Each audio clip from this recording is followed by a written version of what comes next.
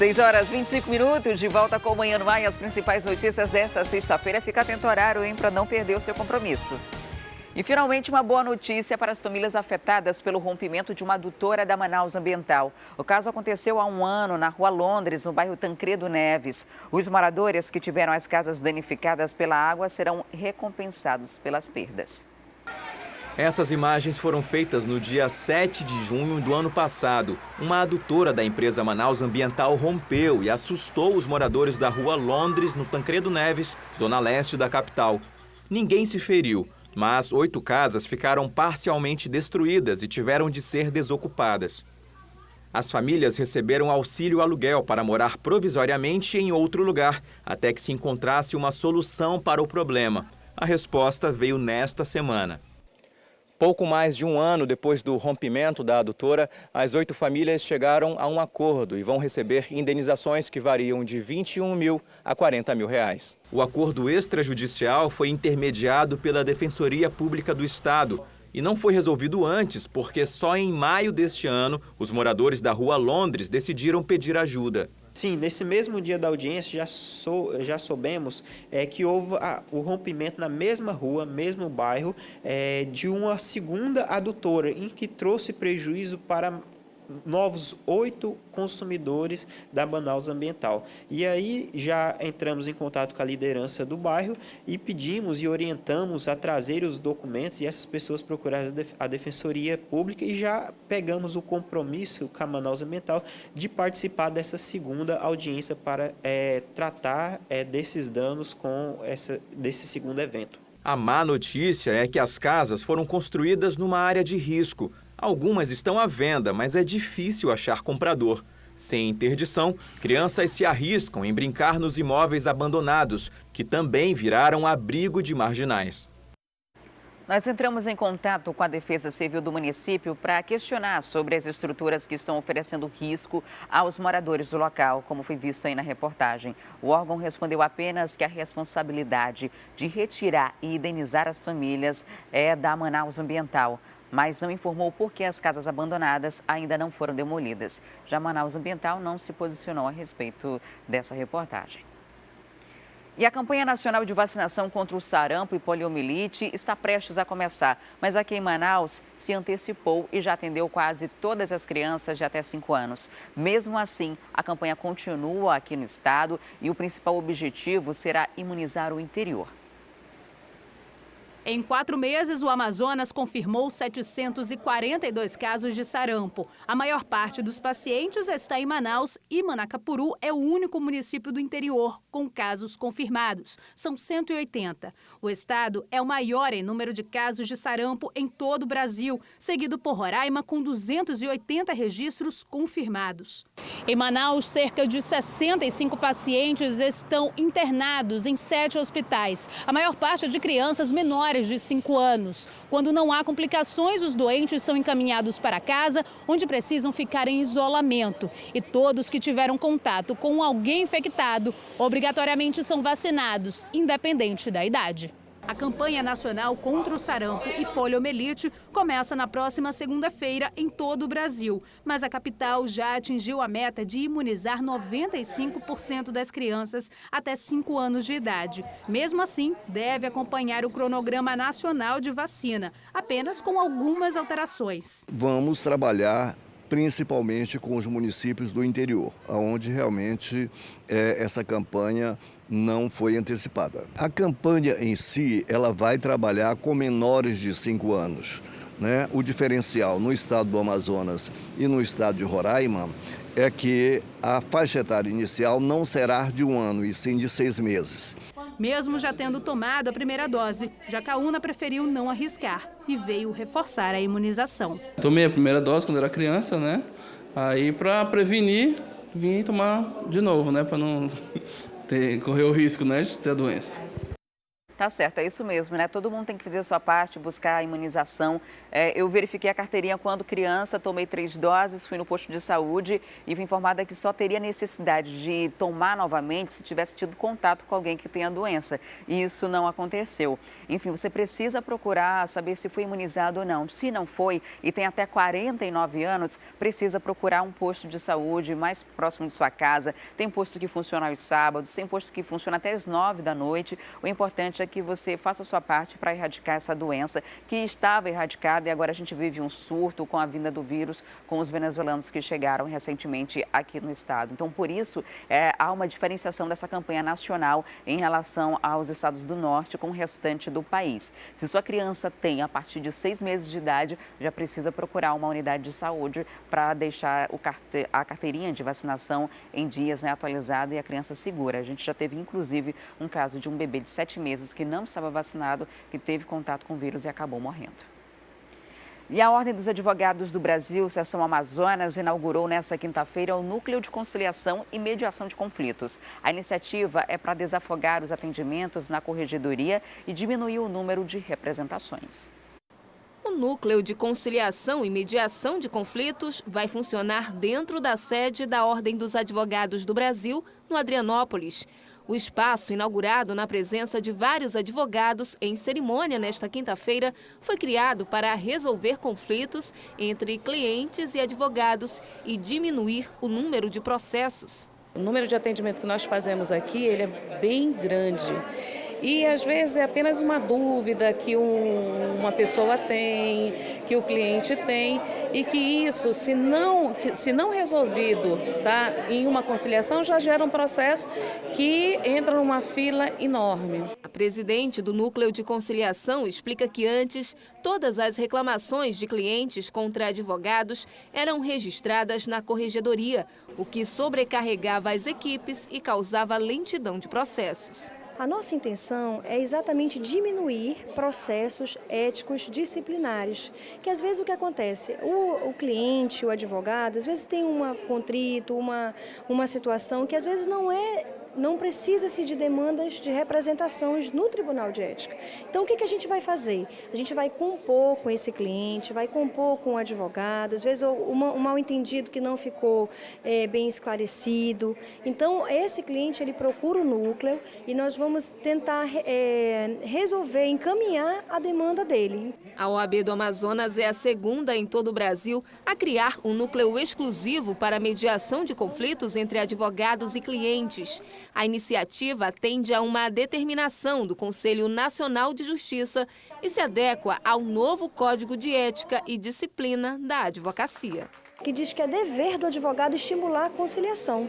Então, por isso que nós estamos abrindo esse meio e pensamos já, com a inauguração, abrir parcerias com os órgãos, com o Tribunal de Justiça, com outros órgãos interessados, para que a gente possa expandir esse núcleo, né? E promover realmente a conciliação entre as partes, entre a sociedade, de uma forma mais rápida, mais célere e eficaz.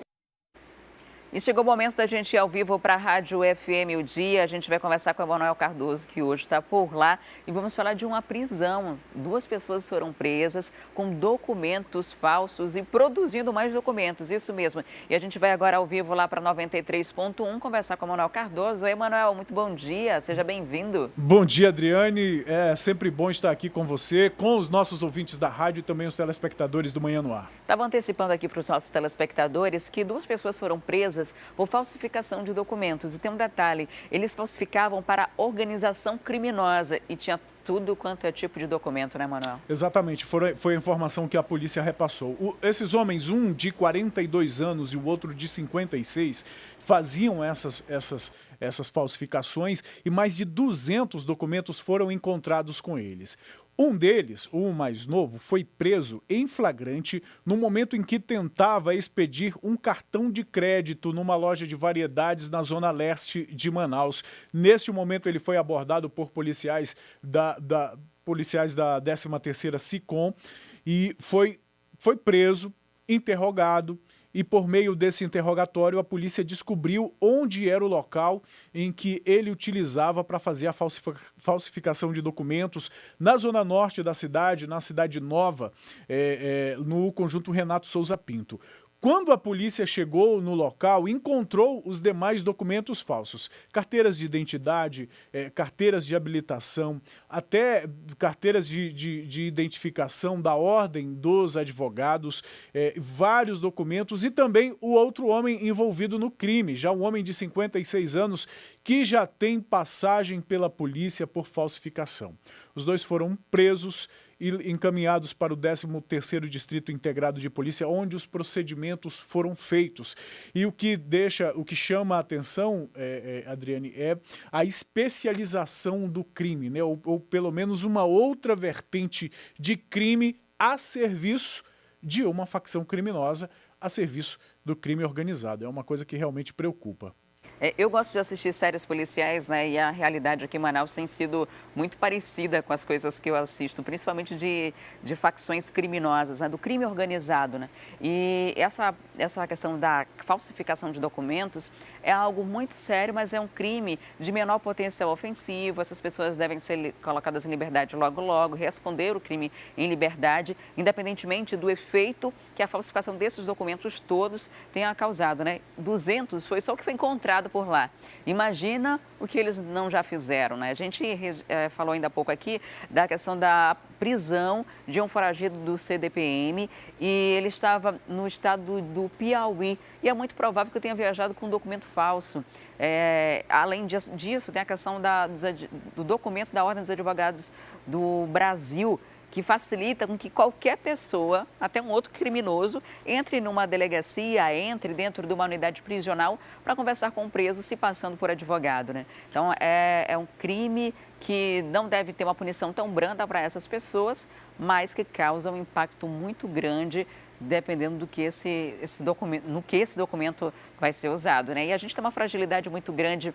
A gente já chegou a noticiar casos aqui de gente que está, inclusive nessa última fuga do CDPM, um fugitivo estava preso e condenado com o nome de um primo, que não tinha nada a ver com a história. Eles só descobriram toda a situação depois que o nome dele apareceu na lista dos fugitivos, dos foragidos da justiça.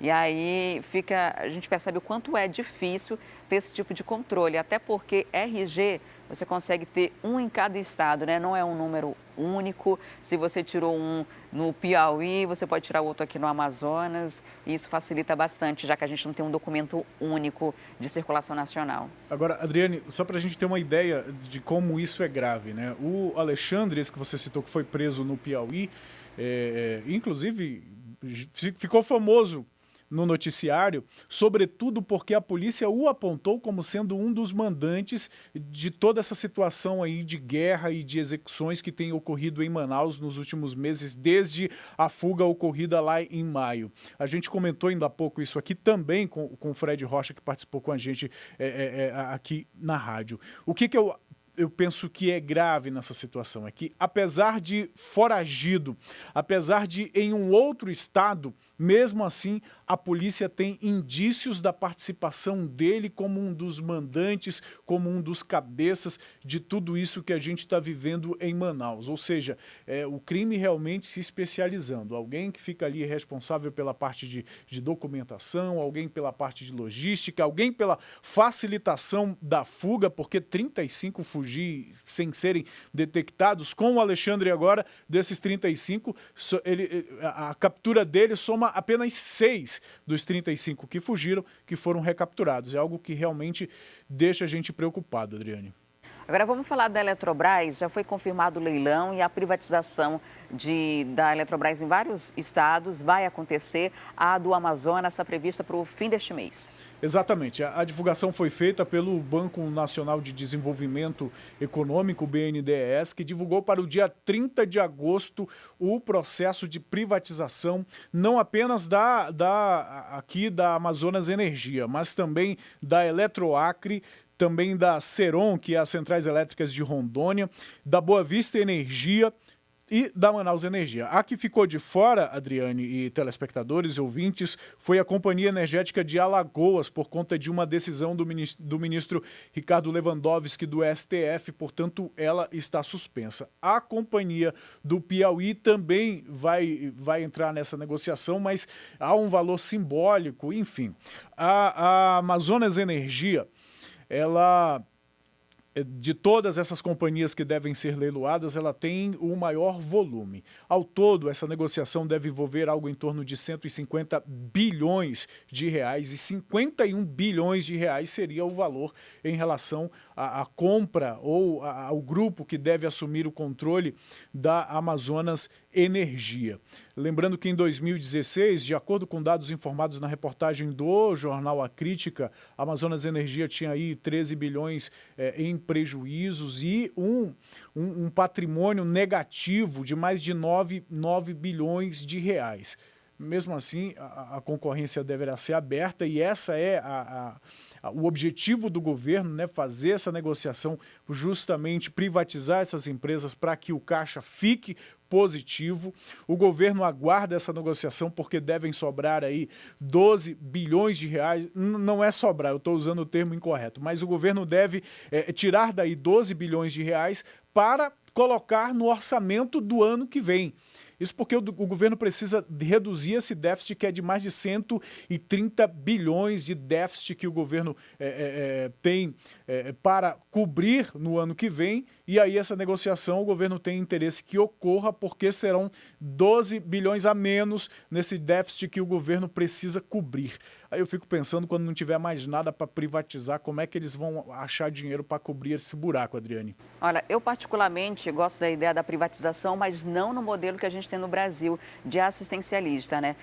A Eletrobras, por exemplo, ela tem uma dívida maior do que o patrimônio. Quem vai comprar um negócio desse? É uma jaca. Aí o que acontece? Compra e depois o próprio governo, que acabou de vender para conseguir recurso, vai lá através do próprio BNDES e faz empréstimos e faz financiamentos e faz com que a Eletrobras sobreviva ainda com dinheiro público. Então acaba que, no fim das contas, o resultado para a gente, para a população, que deveria ser de um benefício, de um incremento à economia, acaba não acontecendo. Muito obrigada, Emanuel, pela participação. Excelente dia para você e para os ouvintes da 93.1. Obrigado a você também, Adriane, e bom fim de semana a todos. Tchau, tchau. E agora a gente vai para o intervalo e na volta vamos falar sobre o Passa Fácil. Agora são mais de 200 postos do Sinetran para venda desse cartão, né? Eu vou trazer os detalhes para você daqui a pouquinho e muito mais, então não saia daí.